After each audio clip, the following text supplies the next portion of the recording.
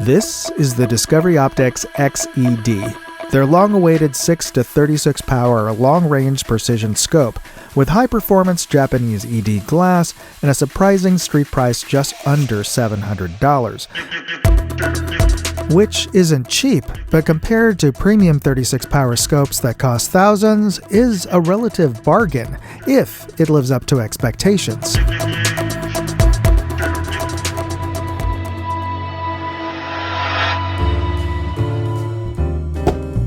Let me start with a quick unboxing, and then let's just see the contents of the box.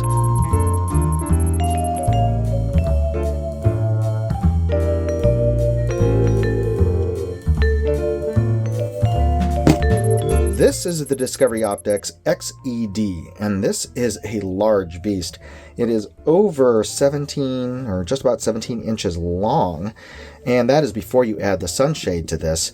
And it also has a 35, you heard that right, 35, not a 34 millimeter tube, a 35 millimeter tube.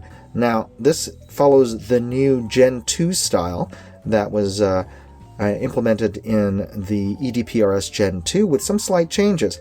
Let's start first with the illumination knob here. This has a 1 to 6 in terms of intensity and brightness of the illumination. It's powered by a 2032 coin battery that fits into this part of the turret here, and there is an off in between each of the illumination settings. But below that we have our parallax focus knob, and this one has a very large flange around the knob, almost like a built-in focus wheel, much larger than the EDPRS version, which has a little bit of a raised flange area to that parallax focus. This one turns very smoothly and goes down from 40 yards out to infinity. All right, now let's take a look at our turrets here, and let's take a listen and a feel on that. That is nicely loud, as Discovery Optics is known for on their higher-end scopes. No slop in between each of the clicks. Each click is a quarter MOA, and this is the MOA version of this scope, by the way. I do like the fact that they have very visible numbering on the turrets. It's 25 MOA per rotation on these turrets here, and these are user resettable without tools. Well, if you consider a coin a tool, you can just use that to unscrew the top and pop off that turret and then bring it back to your 0 or whatever number you want, and then you just set it back down. To set the 0 stop, you loosen the set screw and lower the shaft collar onto a gear tooth at the base, and that engages your 0 stop. And this is a better design than the original Gen 2, which had 3 small set screws on a metal ring. This design is much more robust and easier to set. All right. Screw that back down, and it does have a turn indicator on the base of the turret. Now let's take a look at this windage. Nice and loud, tactile positive, with a revolution indicator as well, and these are non-locking. All right, and our magnification ring, kind of stiff, but it turns smoothly. It does have a built-in throw lever, and it kind of needs it. But if you should want to run it without it, you just unscrew these 2 screws at the base here, and this throw lever comes off, so you don't have to have it there if you don't want to. And our diopter focus turns nice and smooth. And it does have a turn indicator as well in the inner tube of that diopter focus to focus your reticle. All right, so this looks pretty nice. Nicely constructed, just like all other Discovery Optics scopes. But the important thing, of course, is how does it look like through the glass? So we're going to get this mounted up using their scope rings, and we'll take it outdoors and take a look through it next. Before we get started with the test, I'd just like to take a quick break here to talk about this episode's sponsor, Aura. For the cost of just a VPN, I'm getting a whole suite of security services, including $1 million in identity theft insurance, and they're even removing me from those damn data broker listings. Use my link, aura.com/moondog, and you can try them for 14 days, free. And if you use that link, you're helping to support this channel. You know, identity fraud is a real thing, and with AI, it's all too easy to spoof your identity. That's why you should try out Aura. All right, let's get back to the tests. We are looking through the Discovery Optics XED at its lowest power of 6 to give our best overall image through the glass. And we're looking at the peak of Mount Davidson, approximately 1,400 yards away. And what I'm seeing through the scope is a very clean, crisp, sharp, and very color accurate image. And it is sharp from edge to edge. As we increase magnification, we are just going to increase all of the faults in the glass. So let's see what that looks like. We're going to bring this up about halfway in its magnification range to 14, so we can still see a little bit of the sky there at the edge of our scope image. And what I'm looking for is any purple fringing, any chromatic aberration, which usually occurs at the edge of the scope image or in high contrast areas, in this case both, where we're seeing the silhouette of the tree branches silhouetted against the sky. And I'm not seeing anything like that. In fact, it's pretty sharp from edge to edge still. So let's bring this all the way up to its maximum magnification of 36. And we are losing brightness, but it's still a very clear image overall. Still pretty sharp. I can easily make out the trail marker there, sign there, just to the right and above the center crosshairs. That's about a 3-foot-ish sign on top of a pole, which is a good proxy for an IPSC target at this distance. And you can make out other details like the utility box in front and below that pole, as well as a J-pipe standing up above the bushes there. So this is a really clean image from edge to edge. Now I'm going to bring up our illumination all the way to its maximum of 6, and I'm going to put my hand in front of the bell there so you can see what part of that crosshair is illuminated. So just the very center cruciform there. We're looking through the Discovery Optics XED at our reference target's downrange at 100 yards, and we have the scope set at its lowest power of 6 to get our best overall image. And let's take a look at the range of adjustments we're getting with this turret. Let's start with our elevation and see where this stops. That is the very topmost, and you can see a bit of the eye box there peeking in and that black curve at the top there. That's because the camera is locked in to the scope tube and can't adjust like our heads can when we see the eye box. And that is the very bottom. You can see the eye box peeking in there at the bottom there. Now let's bring this back to this turret's factory 0, and let's do an adjustment on our windage and see where this ends up. That is the rightmost, so we're almost a whole target over.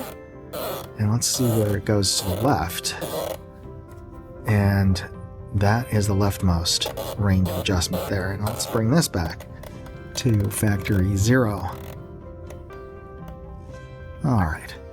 Now let's bring up our magnification about halfway in its range to 18 power and take a look at that target. And now let's bring this all the way up to its maximum of 36. Now I just want to point out that if you have a 36 power scope and you bring it up to its maximum magnification, you're going to get a tight eye box and you're going to lose a lot of light. And yes, the eye box did get tighter, but the image I was seeing is a lot brighter and has a lot more detail than I was expecting. That mottled texture you're seeing behind the target, those are actually bullet hits on the steel backstop in shadow. I'm also seeing some purple fringe around the target board, and I think that's coming from the camera because with my naked eye, that really wasn't as noticeable. It's a good opportunity to do a box test. Now, if I dial in, I think if we dial in about 7.5, yeah, that gets us right into the next corner grid target. And now if I dial in the equivalent amount on our windage,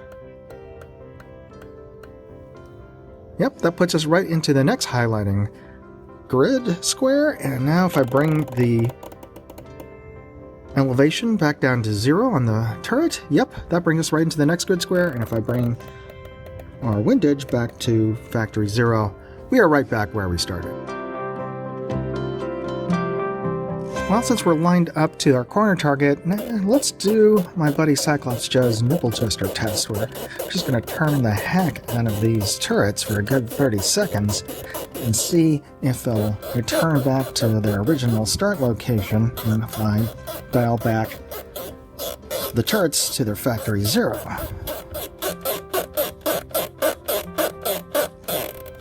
Alright, let's start by dialing back our elevation. And now let's dial back our windage. Oops, there we go. I tilted the scope so that we could look at the two lower targets on the board and they're not obscured by the Christmas tree on the reticle. And we can see details like the bullet hits on the reactive sticker target on the bottom left, but more importantly, you can also make out two tiny .22 caliber holes below that sticker.